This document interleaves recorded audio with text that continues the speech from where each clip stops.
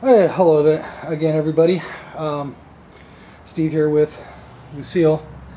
It's been like 3 weeks or so, and been putting quite a bit of work into her. So let's take a look at what we've done so far. First of all, it's almost completely gutted. I mean, the gas tank's gone. It's going to need to be replaced. The quarter panel is gone. Same thing with the other side. There was actually more Bondo than sheet metal on these, and there was some rust and whatnot. So what I'm going to be doing, you can see there's a little bit of rust here and on that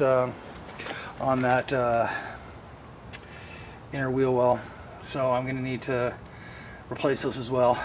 Probably just patch those. There's a little bit more rust in here. That's mostly surface rust, but it kind of comes through over here. So way back in right there, so that's going to need to go. Can't have that there. Other than that, most of the rust is completely gone. I cut out the sail panels where they were bad, and as you can see, I patched them by basically fabricating new sheets, welding them in place, and then covered it with a temporary coating to keep it from rusting up. Same thing in here, but I don't know that you can see it. Unfortunately, you can see way too many of my welds. And then over on the other side, actually, the sail panel needed quite a bit more extensive work. We're kind of bowed in there, but that's fine. We can take that up with a little bit of filler. This shouldn't need more than a skim coat.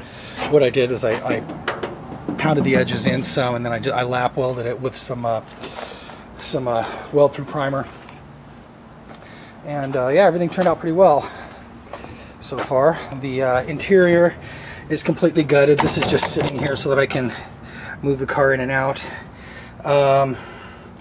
Floor pans looked good except for passenger side, so I cut it out, and I've got the new one. Need to be fitting it up. But first I need to clean the underside of this thing, make sure there's no more sheet metal that needs to be replaced, and then coat it with some Por 15, maybe some rubberized undercoating or something. Engine bay is completely empty.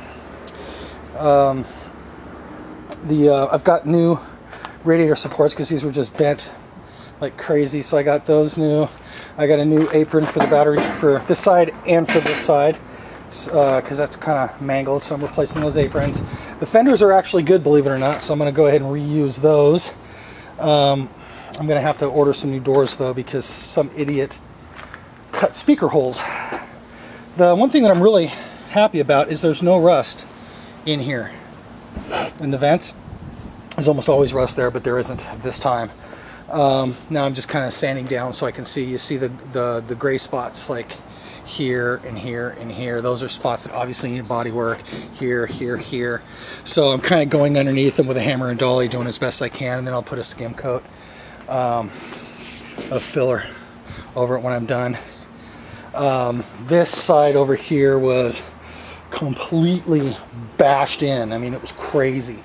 And I've managed to, with some pretty forceful hammer work, I managed to get it fairly close. I still have a little bit of work. This guy here needs to come up about 1/8 of an inch, and needs to come out maybe 1/4.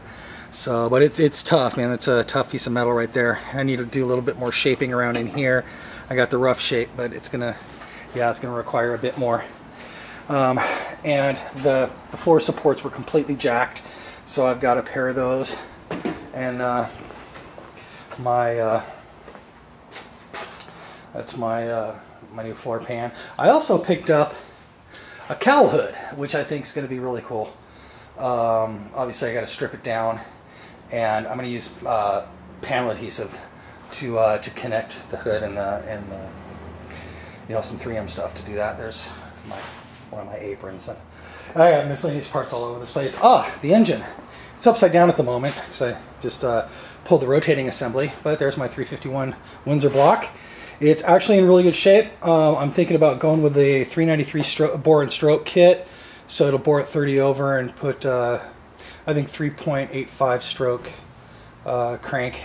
I'm still still wondering if I want to go with, or spending extra money to go with the forged set, or if the crank, if I can find a cast set that's good enough, cast crank that's good enough to stand up to 600-700 horsepower, then I'll probably do it. I'm thinking about building this up to a little over 500 horsepower, crank horsepower, and popping a nitrous shot, 100 shot of nitrous, which would bring it up to about 600 at the crank, which would give me about 520, 530 to the wheels, which would be nice.